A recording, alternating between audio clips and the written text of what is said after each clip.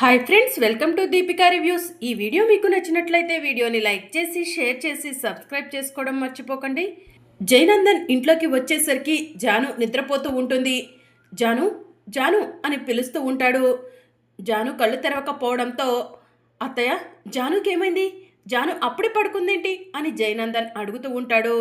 తలనొప్పిగా ఉందంట బాబు, టాబ్లెట్ వేసుకొని పడుకుంది అని లక్ష్మి చెప్తూ ఉంటుంది.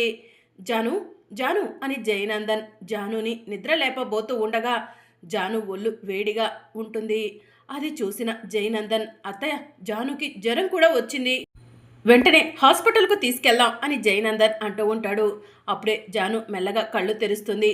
జై సార్, ఇప్పుడే వచ్చారా అని జాను అడుగుతూ ఉంటుంది. అవును జాను, నీకు జ్వరంగా ఉంది, హాస్పిటల్కు వెళ్దాం రా జాను అని జయనందన్ అంటూ ఉంటాడు. లేదు సార్, కాసేపు రెస్ట్ తీసుకుంటే తగ్గిపోతుంది అని చెప్పి జాను చెప్తూ ఉంటుంది. రెస్ట్ తీసుకుంటే జ్వరం ఎలా తగ్గుతుంది జాను అని జయనందన్ అంటాడు. సార్, రెస్ట్ లేకపోవడం వల్లే జ్వరం వచ్చింది అని జాను చెప్తూ ఉంటుంది. అంతగా ఏం పని చేసావు జాను నువ్వు అని జయనందన్ అంటూ ఉంటే ఇక కాలేజ్లో జరిగిన విషయం అంతా కూడా జాను జయనందన్కి చెప్తూ ఉంటుంది. అత్తయ్య, ఇంట్లో ఫీవర్ టాబ్లెట్స్ ఉన్నాయా అని జయనందన్ అడుగుతూ ఉంటాడు. జ్వరం టాబ్లెట్లు లేవు బాబు, మీ మామయ్యకు ఫోన్ చేసి తెప్పిస్తాను అని చెప్పి లక్ష్మి అంటుంది. పర్వాలేదులేండి అత్తయ్య, నేను వెళ్ళి తీసుకొస్తాను, జాను నువ్వు రెస్ట్ తీసుకో అని జయనందన్ అక్కడి నుంచి వెళ్ళిపోతాడు. నా జానుకి పనిష్మెంట్ ఇచ్చే లెక్చరర్ ఎవరు? నా జానుని ఎర్రటి ఎండలో నిల్చోబెట్టి తలనొప్పి జ్వరం తెప్పించిన ఆ లెక్చరర్ బ్రతకటానికి వీల్లేదు అని జయనందన్ కోపంగా వెళ్తూ ఉంటాడు.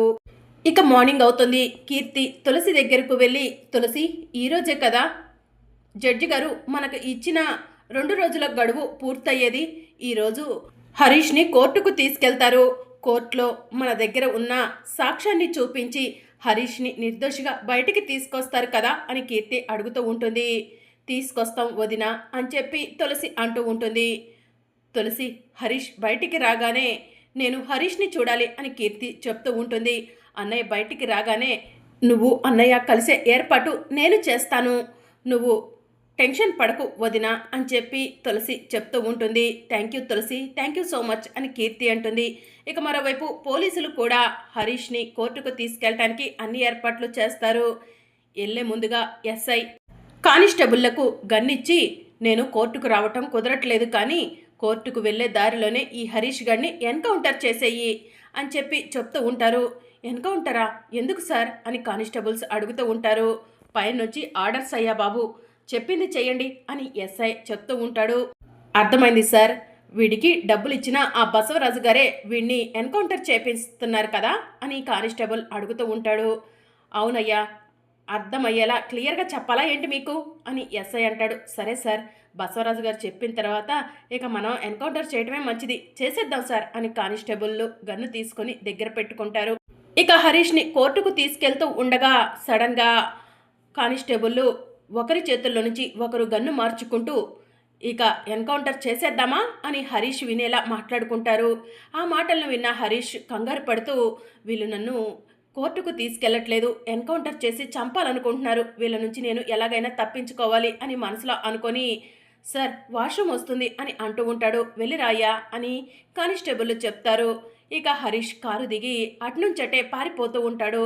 కానిస్టేబుల్ హరీష్ని చూడగానే, అతను పారిపోతున్నాడు, త్వరగా పదండి పట్టుకుందాం అని కానిస్టేబుల్ అంతా కూడా మాట్లాడుకొని హరీష్ వెనుక పరిగెడుతూ ఉంటారు. వీళ్ళు నన్ను వదిలిపెట్టరు, నన్ను చంపేదాకా వీళ్ళు నన్ను వదిలిపెట్టరు, ఈ విషయం వెంటనే తులసికి చెప్పాలి, నా దగ్గర ఫోన్ కూడా లేదు అని హరీష్ కంగారు పడుతూ పరిగెడుతూ ఉంటాడు. రోడ్డు మీద ఒక అతను ఫోన్ మాట్లాడుతూ ఉంటాడు. సార్ సార్, ఒక్కసారి ఫోన్ ఇవ్వండి సార్ అని హరీష్ బ్రతిమలాడతాడు. ఇదిగో ఫోన్ అని అతను ఫోన్ ఇవ్వగానే హరీష్ తులసికి ఫోన్ చేస్తాడు. తులసి, నన్ను కోర్టుకు తీసుకెళ్లే దారిలో పోలీసు వాళ్ళు ఎన్కౌంటర్ చేయాలనుకుంటున్నారు, నేను వాళ్ళ నుంచి తప్పించుకున్నాను, నన్ను నువ్వే కాపాడాలి తులసి అని హరీష్ ఫోన్లో ఏడుస్తూ ఉంటాడు. అన్నయ్య, నువ్వెక్కడున్నావో చెప్పు, ఇప్పుడే వస్తాను అని తులసి అంటుంది. కోర్టుకు వెళ్లే దారిలోనే ఉన్నాను తులసి అని హరీష్ చెప్తూ ఉంటాడు. సరే అన్నయ్య, నువ్వు కంగారు పడకు, వాళ్ళకు దొరకకుండా దాక్కో, వచ్చేస్తున్నాను అని తులసి కంగారు పడుతూ ఫోన్ కట్ చేస్తుంది. ఈ విషయం కీర్తి వదినకు తెలిస్తే వదిన కంగారు పడుతుంది. వదిన అసలే కడుపుతో ఉంది, వదినకు చెప్పకూడదు. సమయానికి ఈయన కూడా ఇంట్లో లేరే అని తులసి మనసులో అనుకుంటూ కోర్టుకు వెళ్లే దారిలో రోడ్డు మీద పరిగెడుతూ ఉంటుంది. అమ్మ వాళ్ళ ఇంటికి కోర్టు దగ్గర, జానుకి ఫోన్ చేసి చెప్తాను అని చెప్పి తులసి మనసులో అనుకొని, జాను హరీష్ ప్రమాదంలో ఉన్నాడు, హరీష్ని మనం కాపాడాలి. కోర్టుకు వెళ్లే దారిలోనే హరీష్ని పోలీసులు ఎన్కౌంటర్ చేయాలనుకుంటున్నారు. హరీష్ ఫోన్ చేశాడు అమ్మ వాళ్ళ ఇంటికి. కోర్టు దగ్గర కాబట్టి నాకు తెలిసి అక్కడ దగ్గరలో హరీష్ కనిపిస్తాడేమో, ఒకసారి నువ్వు ప్రయత్నం చెయ్యి జాను అని చెప్పి తులసి అంటుంది. సరే అక్క అని చెప్పి జాను పరిగెడుతూ వెళ్తూ ఉంటుంది. జాను ఎక్కడికి, నీకు అసలే ఒంట్లో బాలేదు అని చెప్పి లక్ష్మి అంటుంది. ఇప్పుడే వస్తానమ్మా అని జాను రోడ్డు మీద పరిగెడుతూ వెళ్తూ ఉంటుంది. ఇక హరీష్ చాటుగా దాక్కుంటాడు. పోలీసులకు హరీష్ కనిపిస్తాడు. వెంటనే హరీష్ జుట్టు పట్టుకుని పైకి లేపి, తప్పించుకొని పారిపోవాలనుకుంటున్నావా, నిన్ను వదిలేదే లేదురా, నిన్ను ఎన్కౌంటర్ చేసి తప్పించుకుని పోలీసులను కొట్టబోతుంటే ప్రాణ రక్షణ కోసం ఎన్కౌంటర్ చేశామని కోర్టులో చెప్తాం అని చెప్పి పోలీసు వాళ్ళు గన్ను తీసుకొని హరీష్ని షూట్ చేయబోతూ ఉండగా తులసి వచ్చి పోలీసుల చేతిలో నుంచి గన్ను లాక్కొని పోలీసుని పక్కకు నెట్టేస్తుంది. దాంతో పోలీసులు తులసి జుట్టు పట్టుకొని తులసి చెంపపై లాగిపెట్టి ఒకటిస్తారు. అప్పుడే జాను వచ్చి పోలీసులపై దాడి చేస్తుంది. ఆఫ్టర్ ఆల్ ఆడవాళ్ళు పోలీసులపై దాడి చేస్తున్నారా, మీ సంగతి అని పోలీసు వాళ్ళంతా కలిసి తులసి జానులను కొట్టబోతూ ఉండగా తులసి జాను అక్కడ దగ్గరలో ఉన్న కర్రలు తీసుకొని పోలీసు వాళ్ళను కొడుతూ ఉంటారు. ఇక తులసి జాను కొట్టే దెబ్బలకు పోలీసులు తట్టుకోలేక అక్కడి నుంచి వెళ్ళిపోబోతూ ఉండగా తులసి జాను ఇద్దరు కలిసి పోలీసులందరినీ కూడా ఎక్కడికి పారిపోతున్నారు అని తాడుతో కట్టేస్తారు. ప్లీజ్ మేడం, మేము చేసింది తప్పే, మమ్మల్ని వదిలిపెట్టండి అని పోలీసులు తులసి జానులను బ్రతిమలాడుతూ ఉంటారు. మీరు చేసింది తప్పని మీరే ఒప్పుకుంటున్నారు. ఎందుకు చేశారు ఈ తప్పు, మా అన్నయ్యను ఎందుకు ఎన్కౌంటర్ చేసి చంపాలనుకున్నారు, అసలు మా అన్నయ్యను ఈ కేసులో ఎందుకు ఇరికించారు, ఈ కేసు వెనుక ఉన్న అసలు వ్యక్తులు ఎవరు అని తులసి అడుగుతూ ఉంటుంది. మాకేం తెలియదు మేడం అని పోలీసు వాళ్ళు చెప్తూ ఉంటారు. అయితే మిమ్మల్ని ఇలాగే కోర్టుకు తీసుకెళ్తాను, కోర్టులో జడ్జి గారి ముందు నిజాలు బయట పెట్టిస్తాను అని తులసి పోలీసులందరికీ కూడా తాడు కట్టి లాక్కొని వెళ్తూ ఉండగా, మేడం మేడం వద్దు మేడం, కోర్టు వరకు వెళ్తే మా ఉద్యోగాలు పోతాయి మేడం, ప్లీజ్ దయచేసి మమ్మల్ని వదిలిపెట్టండి మేడం అని పోలీసులు చెప్తూ ఉంటారు. అయితే మా అన్నయ్యను ఈ కేసులో ఎందుకు ఇరికించారు, మా అన్నయ్యను ఎన్కౌంటర్ ఎందుకు చేయాలనుకుంటున్నారు, మా అన్నయ్యను ఈ కేసులో ఇరికించడానికి వెనుక ఉంది ఎవరు, ఇదంతా నడిపిస్తుంది ఎవరో నాకు చెప్పాలి, లేదంటే మిమ్మల్ని కోర్టుకు తీసుకెళ్తాను. మీరు చేసింది తప్పు కాబట్టి ఖచ్చితంగా మీ ఉద్యోగాలు పోవటమే కాదు, మీకు జైలు శిక్ష కూడా పడుతుంది అని తులసి పోలీసులను బెదిరిస్తుంది. దాంతో పోలీసు వాళ్ళు నిజం చెప్తాం మేడం, నిజం చెప్తాం అని చెప్పి అంటూ ఉంటారు. జాను వీడియో తీ అని చెప్పి తులసి అంటుంది. ఇక జాను వీడియో తీస్తూ ఉంటుంది. ఇక పోలీసు వాళ్ళు ఏదో చెప్తూ ఉంటారు, అదంతా మనకు వినిపించదు. మేడం నిజం చెప్పాం కదా, మమ్మల్ని వదిలిపెట్టండి అని పోలీసులు అడగటంతో జాను ఆ కట్లు ఊడది అని చెప్పి తులసి అంటుంది. ఇక జాను కట్లు ఊడదీగానే పోలీసులు అక్కడి నుంచి వెళ్ళిపోతారు. ఇక తులసి అక్కడికక్కడే కుప్పకూలి పడిపోతుంది. అక్క బాధపడకక్క అని చెప్పి జాను తులసికి ధైర్యం చెప్తూ ఉంటుంది. ఇక హరీష్ కూడా తులసి దగ్గరకు వెళ్ళి, అమ్మ తులసి, జాను ఈ ప్రపంచంలో అన్నలే చెల్లెల్ని కాపాడటం చూశాను, కానీ నా చెల్లెళ్ళు ఇద్దరు కలిసి ఈ అన్నను కాపాడారు, ఈ అన్నకు ప్రాణభిక్ష పెట్టారు, మీ రుణం ఏమిచ్చి తీర్చుకోనమ్మా అని చెప్పి అంటూ ఉంటాడు. అన్నయ్య మాకు రుణం తీర్చుకోవడం ఏంటన్నయ్య, మీరు అమ్మా నాన్న కలిసి ఉంటే మాకు అంతే చాలు అని చెప్పి తులసి అంటుంది. అక్క ఇప్పుడు ఏం చేద్దాం అని జాను తులసిని అడుగుతూ ఉంటుంది. ఇప్పుడు హరీష్ అన్నయ్యను కోర్టుకు తీసుకెళ్తే నిజం బయట పెట్టాల్సి ఉంటుంది. అన్నయ్య నిర్దోషని నిరూపించాలంటే అసలైన నిజం జడ్జి గారికి చెప్పాలి. అసలైన నిజం బయట పెడితే బావగారు నీ పైన కోప్పడతారేమో అని జాను అంటుంది. ఇక తులసి ఆలోచిస్తుంది. తులసి ఏం ఆలోచిస్తున్నావమ్మా అని హరీష్ అడుగుతూ ఉంటాడు. ఒక్క నిమిషం అన్నయ్య అని తులసి సిద్ధుకి ఫోన్ చేస్తుంది. సిద్ధు ఫోన్ లిఫ్ట్ చేసి, తులసి వస్తున్నాను, కోర్టుకు వెళ్ళటానికి రెడీగా ఉండు అని చెప్పి చెప్తూ ఉంటాడు. ఏమండి మీతో ఒక ముఖ్యమైన విషయం మాట్లాడాలి, నేను చెప్పిన లొకేషన్కి రండి అని తులసి అంటుంది. నువ్వు ఇంట్లో లేవా, అక్కడెందుకున్నావు అని సిద్ధు అడుగుతూ ఉంటాడు. అన్ని విషయాలు చెప్తాను రండి అని తులసి అంటుంది. సరే దారిలోనే ఉన్నాను వస్తున్నాను అని చెప్పి సిద్ధు ఫోన్ కట్ చేస్తాడు. కాసేపటికి తులసి హరీష్ జానుల ఉన్న దగ్గరికి సిద్ధు వస్తాడు.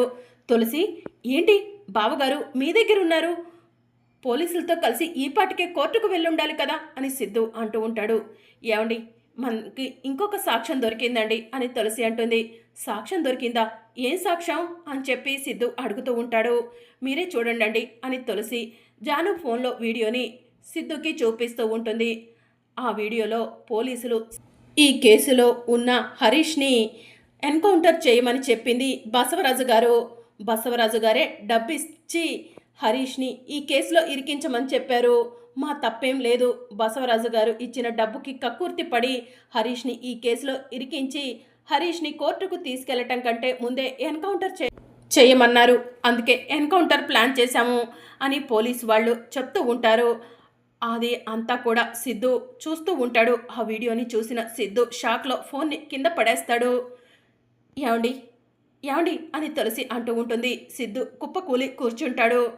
ఏమండి, అన్నయ్యను ఇప్పుడు కోర్టుకు తీసుకెళ్తే అసలైన దోషి మామయ్యని నిర్ధారణ అవుతుంది. మామయ్యకు శిక్ష పడేలా నేను చేస్తే మీరు నా పైన కోప్పడతారని ముందుగా ఈ వీడియోని మీకు చూపించానండి. ఇప్పుడు నిర్ణయం తీసుకోవాల్సింది మీరు అని చెప్పి తులసి అంటుంది. ఇక సిద్ధు ఒక్కసారిగా లేచి నుంచొని కోపంగా బైక్ స్టార్ట్ చేస్తాడు. ఏమండి, ఏమండి అని తులసి పిలుస్తూ ఉంటుంది. తులసి మాటను వినిపించుకోకుండా సిద్ధు అక్కడి నుంచి వెళ్ళిపోతాడు. అక్క, బావగారు ఎక్కడికి వెళ్తున్నట్టు? ఇప్పుడు బావగారు ఎలాంటి నిర్ణయం తీసుకుంటారు అని జాను అడుగుతూ ఉంటుంది. అదే అర్థం కావట్లేదు జాను. మనమైతే అన్నయ్యను తీసుకొని కోర్టుకు వెళ్దాం పదా అని చెప్పి తులసి అంటుంది. ఇక సిద్ధు కోపంగా ఇంటికి వెళ్తాడు. బసవరాజు, బసవరాజు అని కోపంగా పిలుస్తూ ఉంటాడు. బసవరాజు బయటికి వచ్చి షాకింగ్గా సిద్ధు వైపు చూస్తూ, ఒరే సిద్ధు, నువ్వేనా అలా పిలుస్తుంది అని అడుగుతూ ఉంటాడు. నేనే. గౌరవనీయులైన బసవరాజు గారని గౌరవించి పిలవాలా అని సిద్ధు అడుగుతూ ఉంటాడు. ఒరే సిద్ధు, పిచ్చి పట్టిందా ఏంట్రా నీకు? మీ నాన్న అలా అంటున్నావు అని చెప్పి విశాలాక్షి అంటూ ఉంటుంది. అవునమ్మా, ఈయన చేస్తున్న మోసాల గురించి కుట్రల గురించి తెలియక పిచ్చి పట్టిందమ్మా అని సిద్ధు ఏడుస్తూ ఉంటాడు. ఒరే సిద్ధు, ఏమైందిరా, ఎందుకురా ఏడుస్తున్నావు అని చెప్పి విశాలాక్షి అడుగుతూ ఉంటుంది. ఇక సిద్ధు ఒక్కసారిగా లేచి నుంచొని బసవరాజు షర్ట్ పట్టుకొని, గౌరవనీయులైన ఈ బసవరాజు గారు ఏం చేశారో తెలుసా? హరీష్ని ఎన్కౌంటర్ చేయించాలనుకున్నారు. హరీష్ని ఈ కేసులో ఇరికించిందే ఈ గౌరవనీయులైన బసవరాజు గారు. ఈయన చేసిన మోసం విని తట్టుకోలేకపోయానమ్మా అని సిద్ధు ఏడుస్తూ ఉంటాడు. అన్నయ్య, ఏం మాట్లాడుతున్నావురా అని చెప్పి కీర్తి అడుగుతూ ఉంటుంది. అవును కీర్తి, నీ మెడలో తాళి కట్టిన పాపానికి ఆ హరీష్ని ఎన్కౌంటర్ చేపించి చంపించాలనుకున్నాడు. ఈ కేసులో డబ్బులిచ్చి మరీ పోలీసులు వాళ్లకు హరీష్ని ఇరికించాడు. హరీష్ ఈరోజు ముద్దాయిగా పోలీస్ స్టేషన్లో ఉన్నాడంటే దానికి కారణం మన గొప్ప నాన్నగారే అని చెప్పి సిద్ధు ఏడుస్తూ ఉంటాడు. మరి అప్కమింగ్ ఎపిసోడ్లో ఏం జరగనుందో తెలుసుకోవాలనుకుంటున్నారా? అయితే ఛానల్ను సబ్స్క్రైబ్ చేసుకొని సపోర్ట్ చేయడం మర్చిపోకండి. Thank you for watching.